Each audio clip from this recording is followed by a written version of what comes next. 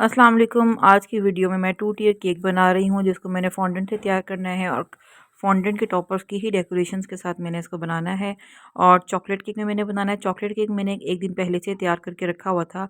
तैयार तो मैंने किसी और कस्टमर के लिए किया था, लेकिन जिन कस्टमर के लिए मैंने इसको तैयार किया है उनका इवेंट जो है वो पोस्टपोन हो गया, तो और ये अगले दिन मुझे अर्जेंट ऑर्डर आ गया जो मैंने एक्सेप्ट कर लिया कि क्योंकि उस दिन मैं फ्री थी, मेरा कोई और ऑर्डर नहीं था, तो मैंने कहा मैं मैनेज कर लूँगी। तो लेकिन मैं एक मशवरा देना चाहूँगी जो लोग ये वीडियो देख रहे हैं, जब आप ऑर्डर वर्क करते हैं और किसी का अर्जेंट ऑर्डर आ जाए और अगर हैवी डेकोरेशन है, हल्का-फुल्का काम तो हो जाता है जिसके इतना कोई मसला ना हो, लेकिन जिस पे काम आपने ज़्यादा करना हो और अर्जेंट ऑर्डर है और कस्टमर आपका नया कस्टमर है, तो फिर आप उसको कभी भी ऑर्डर एक्सेप्ट मत करें। क्योंकि अगर पुराना कस्टमर हो और आप उसके लिए अर्जेंट तैयार कर रहे हैं तो कोई कमी पेशी रह भी जाए तो वो एक्सेप्ट कर लेंगे। लेकिन न्यू कस्टमर को आप ये बात समझाएँ तो वो मुश्किल होगी, वो कहेगा आपने ऑर्डर एक्सेप्ट ही क्यों किया? लेकिन मैंने बहरहाल इसको एक्सेप्ट कर लिया और टिल द लास्ट मोमेंट जो है मैं इसके साथ बिज़ी रही। अच्छा, काम की एक दो बातें और। जब ये ऑर्डर मुझे आया, अर्जेंट ऑर्डर था, तो जब भी कोई ऑर्डर आता है हमें, तो हम सबसे पहले उसको डिटेल्स में देखते हैं कि इस पे कौन-कौन से काम होने हैं, कौन-सी चीज़ लगनी है। अपने मटेरियल को चेक करते हैं कि हमारे पास कौन-कौन सा का चीज़ पड़ी हुई है और कौन-सी हमें मँगवाने वाली है। तो फिर जैसे ही मैंने इसको देखा तो मेरे पास फॉन्डेंट इतनी ज़्यादा नहीं थी और पिंक कलर में इसकी फॉन्डेंट लगानी थी। तो मैंने इस मर्तबा जो है वो वाइट में कलर डाल के उसको पिंक बनाने की कोशिश नहीं की, बल्कि मैंने फ़ौरन जो है बेक हाउस से इसको ऑर्डर किया और विज़ियॉन की मैंने पिंक फॉन्डेंट जो है वो मैंने ऑर्डर की, ताकि मुझे कलर पे मेहनत ना करनी पड़े बनाने में। वो बना बनाया कलर मेरे पास हो और मैं इसको बस लगाऊं और अपना काम ख़त्म करूं। तो सबसे पहले मैंने बेक हाउस पे जो चीज़ें कम थी उनका ऑर्डर दिया। फिर इस केक पे जो है ना वो पैरेट्स लगने थे और पैरेट्स फॉन्डेंट से बनाने का टाइम नहीं था। ये वो चीज़ें होती हैं टॉपर्स जो आपको ओवरनाइट रखने पड़ते हैं, तैयार करने पड़ते हैं।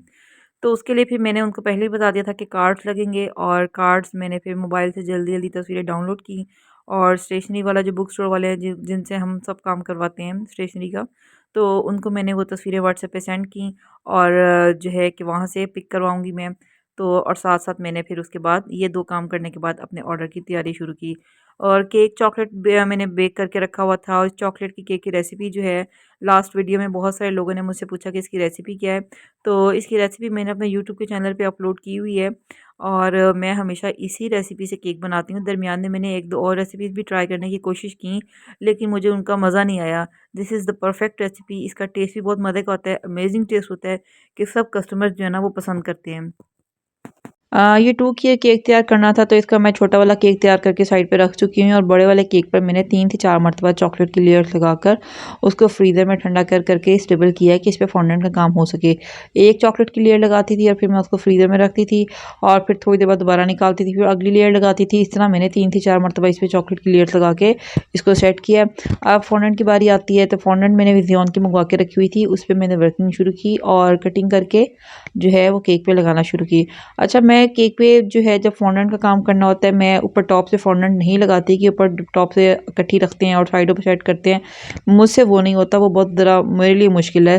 तो मैं इस तरीके से हमेशा फॉन्डेंट लगाती हूँ और अच्छी लग जाती है फॉन्डेंट।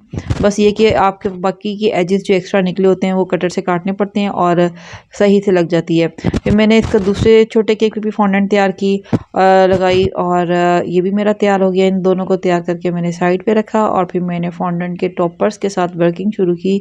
इसके फॉन्डेंट के टॉपर्स में ये कि डिफरेंट कलर्स के टॉपर्स बनाने थे और एक तरह से आप ये कह लें कि जंगल थीम केक है। इसमें पौधे और पत्ते वगैरह ये थे और जो है वो पैरट्स जो है उस पे बैठे हुए हैं। तो बड़ा केक तैयार हो गया, उसमें मैंने वुडन स्टिक्स डाल के उसको जो नीचे सहारा देने के लिए की और फिर छोटा केक उठा के उसके ऊपर रख दिया।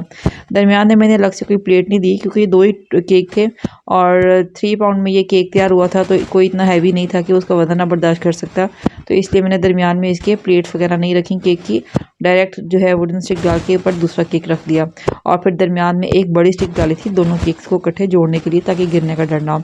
और ग्रीन कलर में मैंने ये पतली-पतली लंबी-लंबी फॉन्डेंट बना के उसकी कटिंग करके और उसके ऊपर वुडन स्टिक इस तरीके से रख के थोड़ी-सी उसको शेप दी, जैसे जैसे बैम्बू ट्री होते हैं तो उनकी जैसे शेप होती है दरमियान से, वैसे इसको शेप देने की मैंने कोशिश की और आ भी गई। यानी ये ट्रिक मैंने यूज़ की थी, इसका मेरे पास मोल्ड नहीं था, तो मैंने इस तरीके से इसको शेप देके बनाने की कोशिश की। इस तरह मैंने जल्दी जल्दी इसको जो है इस पे सेट किया, क्योंकि इस केक को लेने के लिए जो है वो बाहर आ चुके हुए थे और मैं जितनी जल्दी काम कर सकती थी वो मैंने किया। और जो है पैरेट्स आ चुके हुए थे मेरे, मैंने कार्ड्स इनके मंगवा लिए थे। इसकी कटिंग करके स्टिक को पीछे जो है डबल टेप के साथ वो लगाया और ये इस तरह मेरा केक तैयार हो गया। तो मैं फाइनल वीडियो या फिर तस्वीर नहीं ले सकी क्योंकि इसको लेने के लिए बाहर आ गए हुए हैं, लेकिन मेरा मशवरा वीडियो देखने वालों को ये है कि इस तरह के हैवी ऑर्डर नए कस्टमर्स के मत एक्सेप्ट करें, सिवाय ये कि कस्टमर आप पे छोड़ दे कि जो आपको मुनासिब लगे वो करें।